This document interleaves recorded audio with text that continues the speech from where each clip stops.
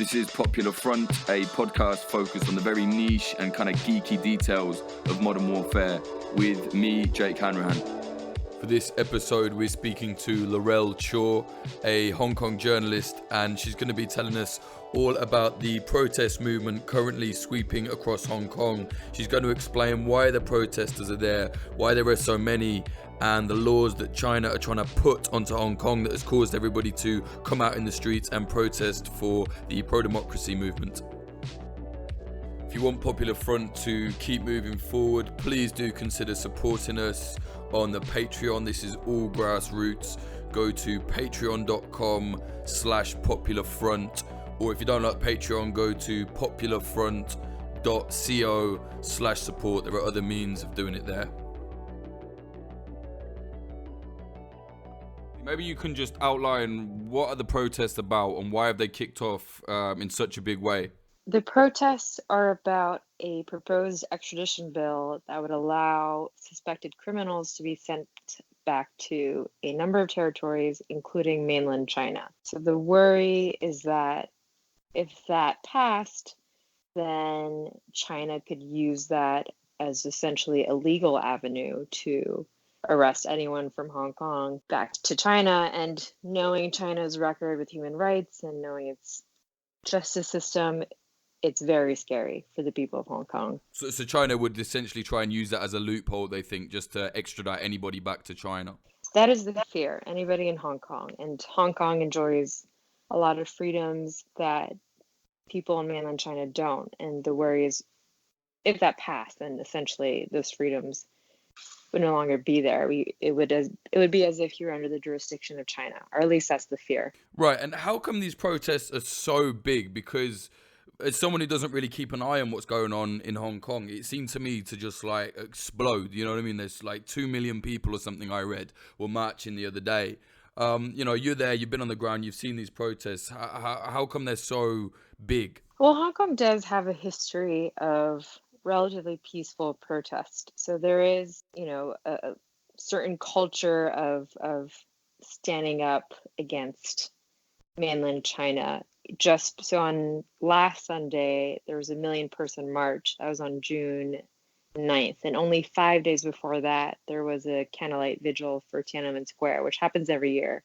And this year being the 30th anniversary, and with everything happening in mainland China, everything happening with the extradition bill, organizer estimated that 180,000 people showed up.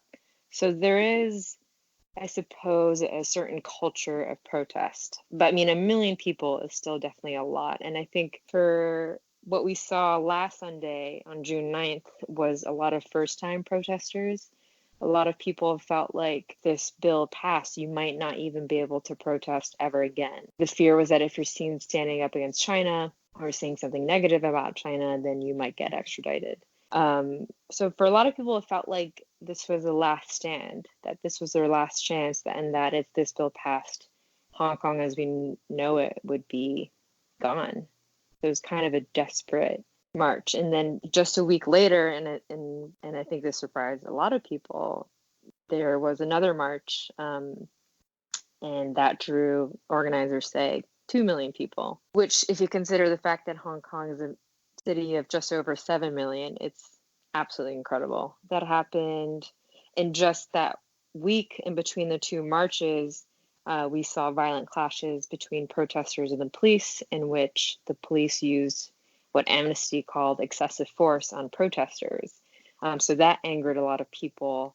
And then there's also the city's leader, Chief Executive Carrie Lam, who's simply not handling them well. On Saturday, just a day before the second march, she made an announcement that she would suspend the bill, which to a lot of observers, that's a big win, that she showed a concession to the people of Hong Kong, and a delay in the debate on the bill could essentially mean that it's dropped indefinitely. But Hong Kong people kind of were galvanized by the violence, what was seen as a botched handling of everything by the city's leader. And also there was unfortunately a tragic suicide of a protester just the night before the march.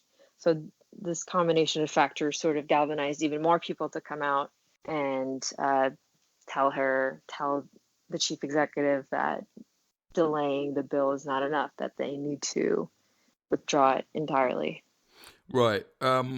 And would you say that this round of protests are bigger than the so-called umbrella movement a few years ago? And maybe you can explain what that is as well. Yeah, so the umbrella movement happened in 2014, and those were pro-democracy protests. Protesters were demanding universal suffrage because, long story short, the government was offering a form of democracy in which, for the first time, the people of Hong Kong would be allowed to vote for the chief executive, but it would be out of a handful of candidates selected by a Beijing-backed community. So it was, It's fake democracy, basically. exactly. And people were demanding universal suffrage. The one criticism is that they never did quite define that very clearly. They wanted real democracy. And there were talks for a long time about a peaceful occupation or a sit-in in order to demand universal suffrage. And in the end, after there was a protest and the police again used violence on protesters, people flooded the streets and ended up occupying pretty big chunks of the city for 79 days in total. Because it was more prolonged, the you didn't get the same sheer mass of people in one place at once, but I think still at its peak is I forget, maybe a couple 100,000 people. So it never did quite reach the number that these protests have drawn. And also, one big difference is that back during the umbrella movement, there were a lot of divisions within society. Not everyone agreed. The business industry definitely did not agree. A lot of people felt that the occupation was too extreme, posed an inconvenience. It was probably bad for business. So not everyone agreed, but with 1 million people and then 2 million people marching, there's definitely more solidarity on this issue than possibly any other issue before in Hong Kong. Right. And how bad has the police violence been this time around? I've seen a few videos and they're firing what look like beanbag rounds and there's a lot of tear gas. What have you seen out there in the protests? Unfortunately, I was away during the worst clashes between the police and protesters, but they did use tear gas. They used, I think, twice as many tear gas canisters during that one day than they had during the entire umbrella movement. They used beanbags, which I don't believe has been seen before, beanbag guns, and they also used rubber bullets, which I also don't think has been seen before, at least not for a long time. They were definitely very violent towards unarmed protesters. There were videos going around showing police, basically, gang beating people who were not really doing much. So it was a level of violence that was shocking, especially to the people of Hong Kong. This is a very safe society with very little violent crime and no guns. So I've not seen any of the protesters being violent either, but something that really struck me is how well organized they are. It seems like they've been planning this for a long time, like they know exactly how to move. I've seen where they're, dousing tear gas with water, all sorts of stuff like that. It's been impressive to see. yeah, absolutely. I mean, I don't want to give the impression that every single protester has been completely nonviolent. There are videos of protesters digging up bricks from the ground and throwing them at the police, but certainly nothing that would justify the amount of violence used, or the videos in which the police are shown, using pepper spray hoses, or it's unclear if it's pepper spray hoses or water cannons on a single protester, or pepper spraying journalists, pepper spraying a mom who was really just yelling at them because she was upset that they were being so violent at young people. But yeah, they are extremely organized, and this is something we saw during the umbrella movement too. There's a level of coordination, sort of grassroots coordination. Like one thing that's been seen a lot and that hasn't been seen before is the use of airdrop. So on certain days and at certain sites, if your airdrop is on, you'll receive airdrop images and their calls to action or flyers about what's going on. So that's interesting. And there's a lot of coordination. You'll see even during very, very peaceful sit-ins. For example, you'll have first aid people in yellow vests handing out face masks, and what's been really popular are these cooling patches for your forehead that are usually put on like babies who have fevers, but because it's so hot out, people like to wear them while you're protesting. It's the most well-organized protest I've ever heard of. What are these airdrops? So that you'll just be like sitting around and you'll just receive something on your phone, like someone nearby has sent it. Yeah. So, usually it happens at like hotspots, right? So the times I've gone it are, for example, on the subway on the way to a march, or the protesters have decided to stop occupying the roads. There's still a constant presence outside of the government building. If you're standing around there, sometimes you'll get an airdrop, or the site where the protester died, you might get an airdrop there too. So yeah, you're just walking around. But yeah, I guess people have just been airdropping things randomly. And I've also seen videos of people projecting video loops of police violence in public spaces. And why do they airdrop it? Is it to avoid, being watched online or whatever? It's a good question. I guess it's like the modern equivalent of handing out flyers, and it's anonymous, and you can reach a lot of people at once. I think there's definitely been an increased focus on one's own security, especially when it comes to digital security. So people are more careful. They're covering their faces. They're also, for example, here, I guess in the UK, you have your Oyster cards, and we have octopus cards. For the trains, for the tubes. Yeah, for the tube, and just about anything. So when I was coming back from the first march, I was confused because people were standing in line for the ticket machines, which you don't see very often because everyone has an octopus card. And later I saw on Twitter that it was because people were wanting to avoid a digital trail of where they had been. Or people are using Telegram. There's a lot of very large Telegram groups in which people are spreading information and updates, though there were concerns at one point, and I think they became less popular because, once you have a Telegram group with several thousand people, the risk of it being infiltrated by the police, for example, becomes quite high. So I think they did become less popular. The ones I'm in, at least, are still very active. What's the kind of sentiment? Like, what's the sentiment in these groups? What are they saying? Are they saying like we're going to carry on, or are there new plans or whatever? Without exposing anything, what's the general feeling right now? I think people.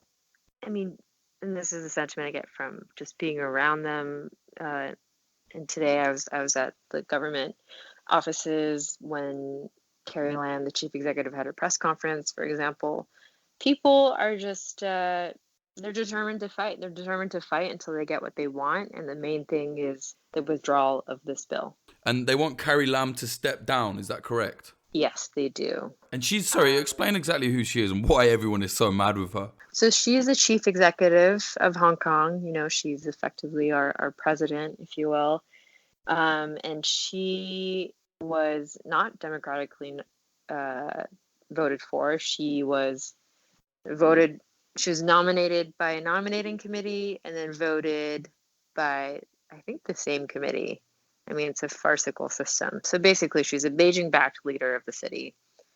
And it is a tough job. She has to keep her bosses, Beijing, happy, while also keeping Hong Kong happy, because even though she's not, per se accountable to them, we've seen what happens when Hong Kong people are not happy, and no one wants that. Beijing definitely doesn't want that. So it's a tough job. I'll give her that. But she has not been handling the protests very well. She's seen as being out of touch. A while back, she got a lot of flack because she said something like she doesn't even know where you can buy toilet paper because she hasn't done that in so long. So she's pretty out of touch, which is a pretty common theme when it comes to our leaders. And keep in mind, we've only had a few leaders since the handover of Hong Kong back to China only happened in 97. Right, and maybe you can explain a little bit about the legal situation then, because this is something I've been kind of confused about, and I think a lot of Brits especially are considering it used to be a colony. Like, what? So Hong Kong is an autonomous region, but it's under control of China. Like, is that right? So Hong Kong is technically a special administrative region of China, of which there are two, Hong Kong and Macau. And Macau is also a former colony of Portugal. So essentially, we are part of China. We were handed back to China, but we were promised that we would be able to basically continue as is and enjoy a high degree of autonomy when it comes to our legal, administrative, and judicial systems for the next 50 years. And when does that run out? So that runs out, so it's 97, so I guess 2047. Right, yeah. So it seems that China is trying to grip as much of Hong Kong under its power as possible at the moment. Right. So the way things are supposed to be, it's called one country, two systems. You'll hear that thrown around a lot. And one country, two systems is certainly being eroded slowly by Beijing. We've seen erosions of freedom of press. We've seen lawmakers that were elected, because there are actually some lawmakers that are democratically elected who were barred from taking office. And we've seen leaders of the democracy movement jailed. So there have certainly been erosions, and those are the things that are making Hong Kong people nervous. Yeah, speaking of democracy, people being jailed, there was this guy, Joshua Wong. I read that he's been protesting since he was, I think, 13. Can you tell me who he is? Because he's just got out of jail, right? I mean, it's coincidental that his kind of sentence just finished, but right in the middle of this protest movement, I saw the second he got out of jail, he's on the steps saying, like, Carrie Lam is a liar, we've got to keep going. Yeah, so Joshua Wong is sort of the poster child of the Hong Kong pro-democracy movement. He first rose to fame when, he was a young teen, because he led protests against proposed national education policy, and the protest successfully got the government to back down. And it was essentially policies that would enforce very patriotic curricula in schools. So he first rose to fame during that, and then he became the leader, or at least, the face of the umbrella movement. And after the umbrella movement, him and the other student leaders, and at the time, I think he was 17, 5 years ago, him and other student leaders formed a political party, and their members were some of the ones that were disbarred after they were successfully voted in. So he was jailed 5 years after the protests of the umbrella movement for, I forget I think it was contempt of court or something. Yeah, that's what I read this morning. Yeah, he had been ordered to clear out the protests back during the umbrella movement and did not, and he was sentenced to jail for 2 months, not a whole lot of time. And he was released halfway through his sentence for good behavior, which just so happened to fall 2 days ago. Right, and now he's out. I mean, surely this is going to have a difference. He seems like a very charismatic guy, you know what I mean? He's certainly a leader in terms of the protest. Yeah, definitely. And I think he is a charismatic leader. He definitely rallies people. And right after he got out of jail, he's doing interviews. He led a march to Carrie Lam's office, which ended in an overnight occupation of a couple roads. So I think it does inject energy into the movement, especially at a time when people are wondering how long they can keep this up for. And it also just inserts another unknown factor. So, it's certainly a win for the movement. But in what ways, we'll see. And in terms of China cracking down, do you see this? I guess, I mean, I know it's impossible to predict, but do you see this potentially getting ugly? Because already we've seen the police going in very heavy, which I think clearly is fair to presume they've been told to do that. I mean, do you think things could escalate in terms of the violent side of it? Well, the thing about authority in Hong Kong is you just never know quite how many orders they are taking from Beijing.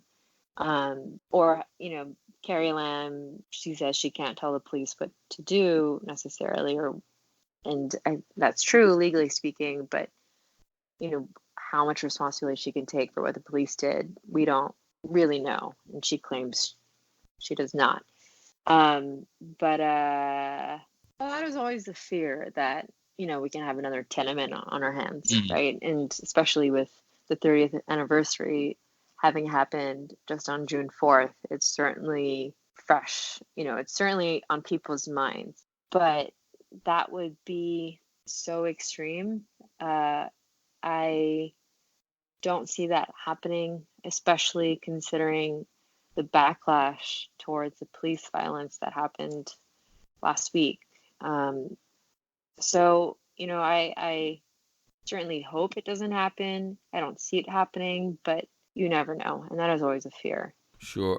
What's the kind of demographic of people on the ground? I read that some of them are like specific groups, for example, Joshua Wong's group were there, and then other student groups. What is it like? Are you seeing any specific demographic? So the marches and the strikes were organized by a group called the Civil Human Rights Front. But they've also sort of utilized a decentralized approach, which so far seems successful. So Joshua Wong's group, which is now called Democisto, that's the name of their political party, that's a sort of a youth-led pro-democracy political party that's a remnant of the umbrella movement. But in terms of the people on the ground, with the marches, especially with a 1 million or 2 million person march in a city of 7 million people, you pretty much see everyone.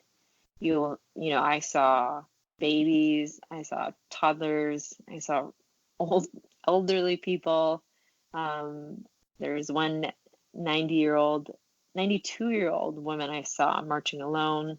So you really do see a cross section of society. But when it comes to the strikes, or when things get a bit rowdier or violent, it is generally young people, and they are getting quite young. You'll see students who come after school, after their exams, students who are too young to have participated in the umbrella movement. So you'll see teens up to people in their mid-30s generally. They're the ones who are generally the really hardcore ones. Okay. And Laurel, before you go, is there anything else you want to mention that you think people should know about these protests in Hong Kong? Yeah, I think the level of organization is something that's definitely quite remarkable. The videos that have gone viral from the marches, for example, I don't know if you saw, but there were a few times when the crowd just parted instantly.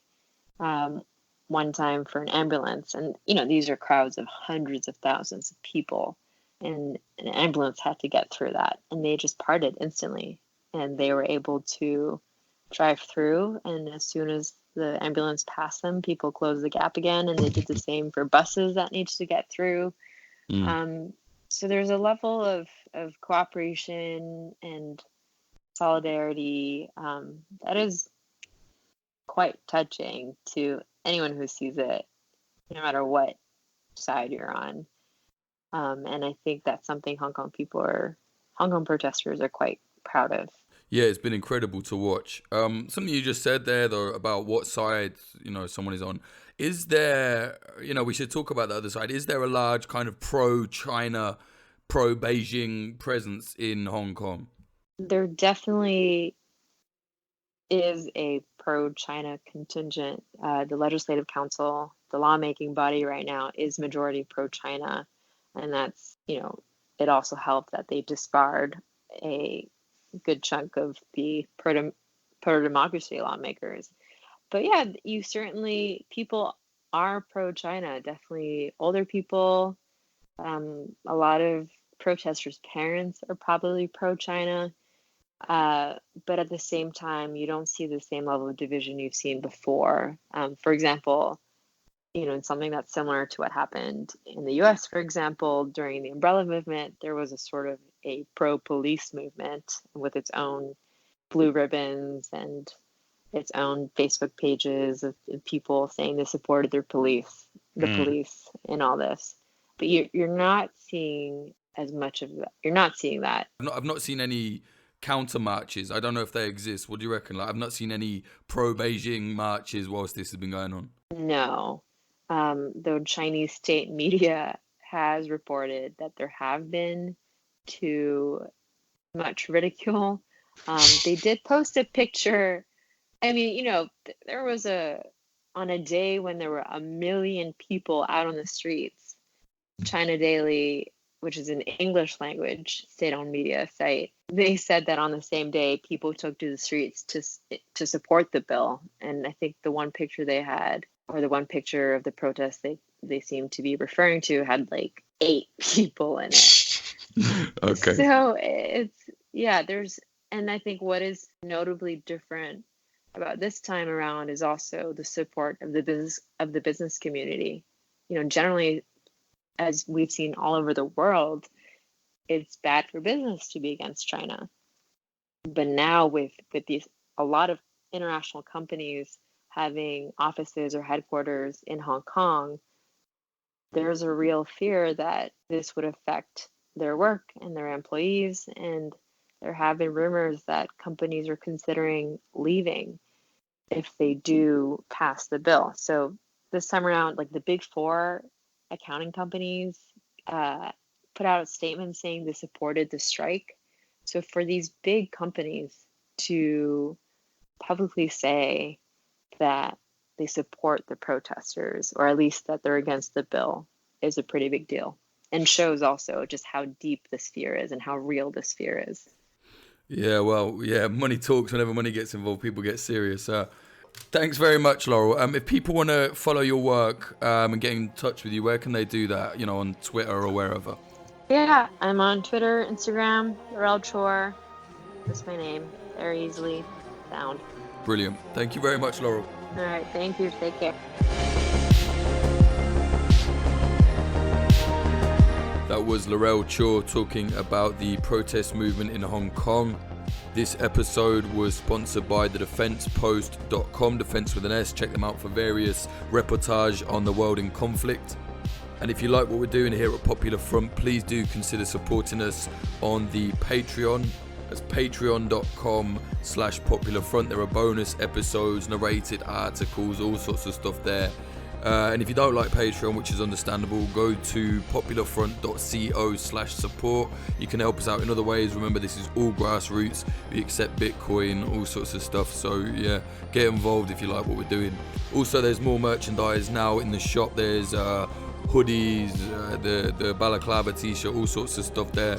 So go to popularfront.bigcartel.com if you want that. We ship worldwide, all different sizes. So yeah, go there if you want Popular Front merchandise. Why wouldn't you?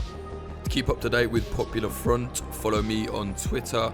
That's twitter.com/Jake_Hanrahan, or go to the Popular Front Twitter, which is twitter.com/PopularFrontCO. Again, like the site, popularfront.co. If you go there, there are now loads of stuff there, new articles, all sorts of stuff. For all documentary stuff, video stuff that regards Popular Front, go to youtube.com/popularfront. You'll see documentaries there. There's more stuff coming soon. It takes a lot of time to do the docs, but it is on the way. We filmed some other stuff. So yeah, youtube.com/popularfront.